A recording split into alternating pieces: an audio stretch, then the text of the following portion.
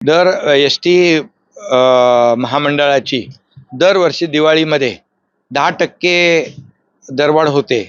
हे कायम सुरू असलेली प्रक्रिया आहे. नव्याने ही प्रक्रिया नाही. दर दिवाळीमध्ये यावेळेस एस टीला एस टी दर 10% दरवाढ करते, भाडेवाढ करते आणि त्यामुळे एस टीला जवळपास 30 कोटी रुपये मिळतात.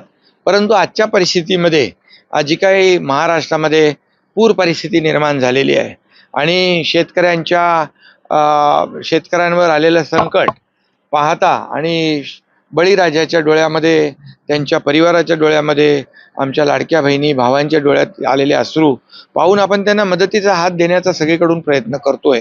आणि म्हणूनच मी परिवहन मंत्री प्रताप सरनाईक यांना सूचना केलेल्या आहेत की अशा परिस्थितीमध्ये जरी एस टीला दिवाळीमध्ये तुमची प्रक्रिया ही जी कायमची सुरू असली तरीसुद्धा यावेळेस त्याला अपवाद केला पाहिजे आणि पूर परिस्थितीमुळे हे 10% जी भाडेवाढ आहे ती यावेळेस रद्द करावी आणि ती तशा प्रकारचं ते परिपत्रक काढतायत आणि 10% होणारी भाडेवाढ जी आहे ती रद्द होईल आणि त्यामुळे लोकांना मोठा दिलासा मिळेल.